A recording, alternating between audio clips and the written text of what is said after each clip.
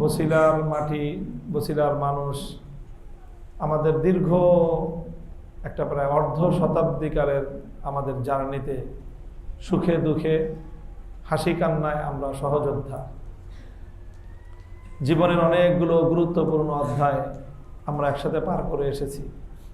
আপনাদের বছিলার সর্বজন গ্রহণযোগ্য বুজুর্গ ব্যক্তিত্ব হযরত মাওলানা আব্দুল মালেক রাহিমাহুল্লাহ, তিনি আমার আব্বাজান শাইখুল হাদিস আল্লামা আজিজুল হক রহমতুল্লাহ আলাইহির অত্যাধিক প্রাণপ্রিয় ছাত্র ছিলেন এবং তিনি তার জীবনের শেষ মুহূর্ত পর্যন্ত হযরত শাইখুল হাদিস রহমতুল্লাহ আলাইহির দক্ষিণ হস্ত হিসেবে ভূমিকা পালন করে গেছেন। সেই থেকে আরও বহু মানুষের সাথেই আমাদের হৃদ্যতা এবং আন্তরিকতার সম্পর্ক। আপনাদের কাছে আমি আমার নতুন করে কোনো ক্যাম্পাস করতে আসিনি, শুধু এতটুকু কথা বলি।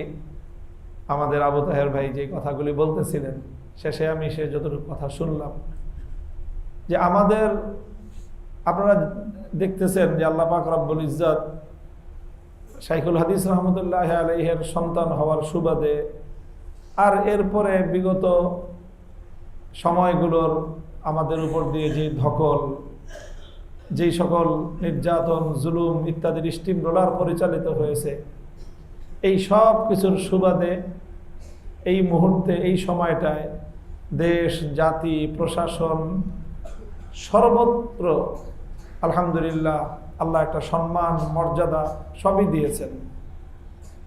নতুন করে কোনো সম্মান, মর্যাদা, কোনো ক্ষমতা পাওয়ার কিছু আমাদের নাই, বরং নিশ্চিতভাবে আরো নিরাপদ উপায়ে ব্যক্তিগত ক্ষমতা অর্জন করার, সম্মান অর্জন করার শুধু অফার না, চাপ ছিল আমার উপরে, অনেক বড় চাপ। তো শুধু একটা জিনিস চিন্তা করেছি, সেটা হলো এদেশের সাধারণ ধর্মপ্রাণ মানুষ কি চায়, যারা ইসলামকে ভালোবাসে তাদের চাওয়াটা কি। আমি যদি তাদের চাওয়ার প্রতি সম্মান প্রদর্শন করতে না পারি, আমি যদি আমার ব্যক্তিগত সুবিধা অসুবিধার কথাটাই যদি আমি চিন্তা করি, তাহলে আসলে প্রকৃত অর্থে একজন আলেম হিসেবে, নায়েবে নবী হিসেবে আমি আমার দায়িত্ব পালন করলাম না।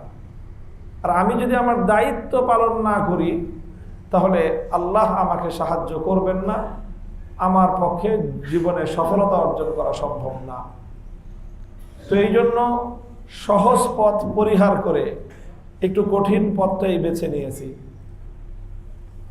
আপনারা নিজেরা একটু যাচাই বাছাই করে দেখেন যে আমার সামনে কি কি অফার এবং কি কি সুযোগ ছিল।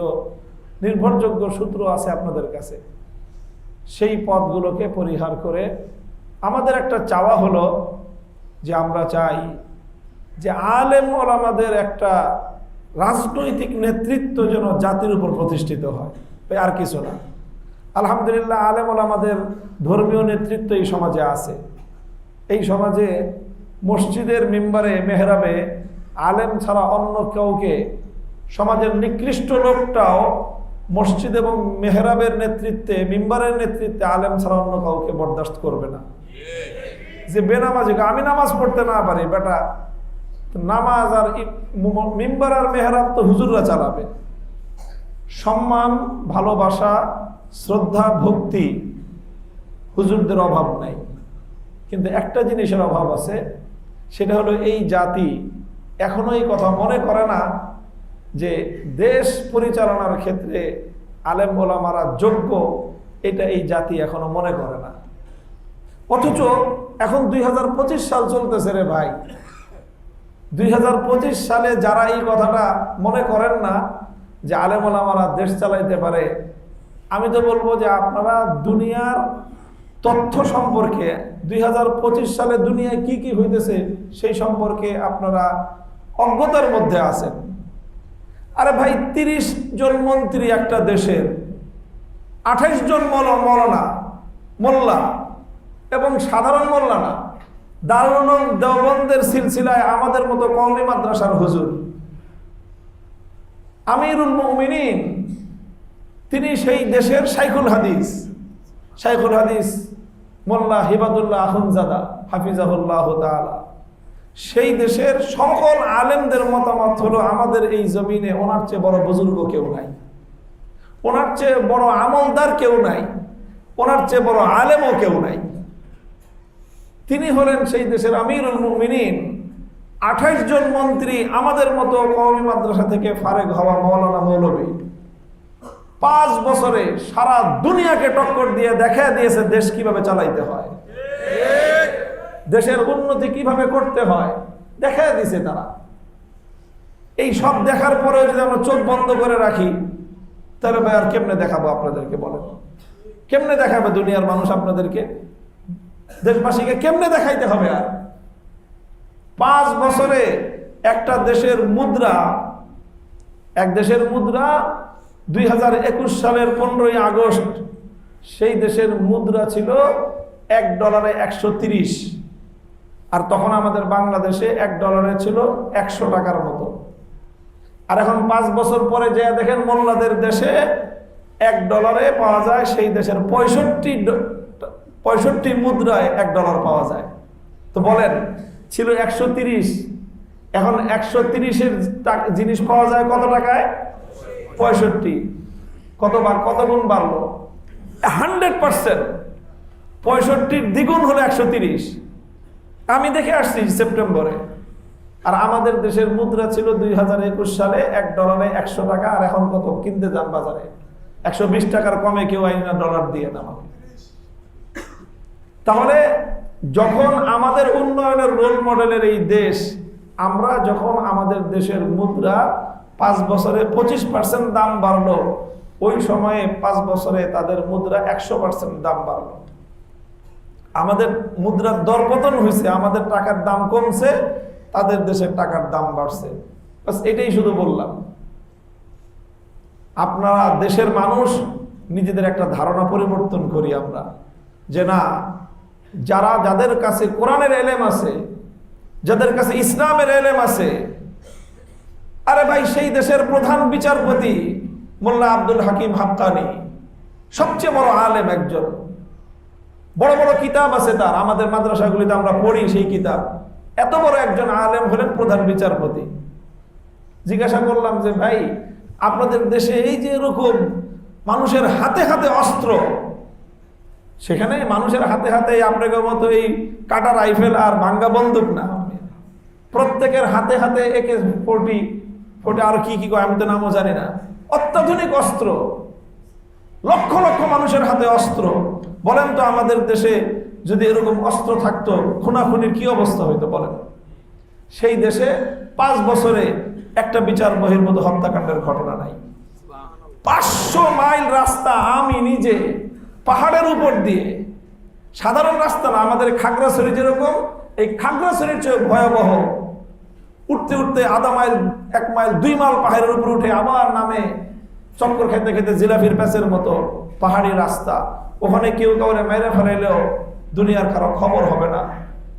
সেই জায়গায় রাত 2টার সময় ভ্রমণ করলাম, দেখলাম মানুষ চলাফেরা করতেছে পরিবার পরিজন নিয়ে, সাধারণ গাড়ি নিয়ে।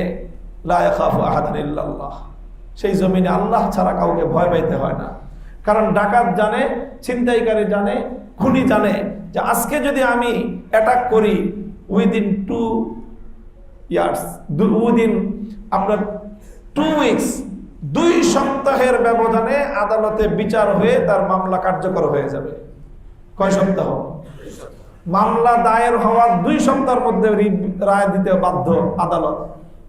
যদি 2 সপ্তাহের মধ্যে রায় দিতে না পারে, আদালত নিজে উচ্চ আদালতের কাছে দরখাস্ত লিখবে যে আমি 2 সপ্তাহের মধ্যে পারতেছি না, আরো 1টা সপ্তাহ সময় আমার দেন, সর্বোচ্চ 3 সপ্তাহের মধ্যে তোমাকে রায় দিতে হবে।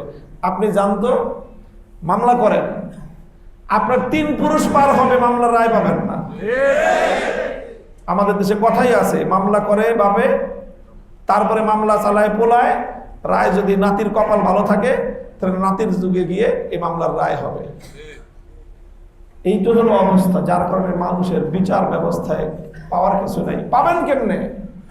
এটা তো ব্রিটিশ প্রবর্তিত মুসলমানদেরকে গোলামীর জিঞ্জিরে আবদ্ধ করে রাখার বিচার ব্যবস্থা। আমরা আল্লাহর কোরআন মসজিদে তেলাওয়াত করি, কোরআনের বিচার ব্যবস্থা সংক্রান্ত আয়াতগুলোকে আমরা আদালতে প্রয়োগ করি না। আমি আর কথা লম্বা করব না।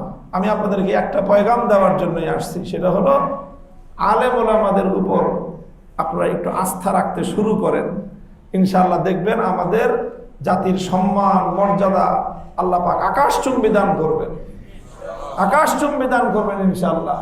নাহনু কওমুন আ'আজ্জানাল্লাহু বিল ইসলাম, আমরা সেই জাতি আল্লাহ যাদেরকে সম্মান একমাত্র ইসলামের মাধ্যমেই দিবেন। কাফের মুশরিক বেঈমানরা অন্য রাস্তায় সম্মান পাইতে পারে, কোন ইমানদার ইসলামকে বাদ দিয়ে সম্মান পাবে না। এটা আল্লাহর ওয়াদা, এটা ইতিহাসের শিক্ষা, এটা আল্লাহর পয়গম্বরের কথা। মুসলমান হয়ে ইসলাম ছাড়া ভিন্ন কোনো পথে তুমি যদি মর্যাদা সফলতা চাও, তোমার কপালে ঝাঁটার বাড়িয়ে লাঞ্ছনা ছাড়া কিছুই জুটবে না। আল্লাহ আমাদেরকে তৌফিক দান করেন, আমরা ইসলামকে ধারণ করে সমাজ প্র্যাকটিক্যাল জীবনে সেই ইসলামের অ্যাপ্লিকেশনের পথে আমরা অগ্রসর হয়ে যেতে চাই। আপনাদের সকলের দোয়া এবং সহযোগিতা চাই। ওয়া আখিরু দাওয়ানা আলহামদুলিল্লাহি রাব্বিল আলামিন।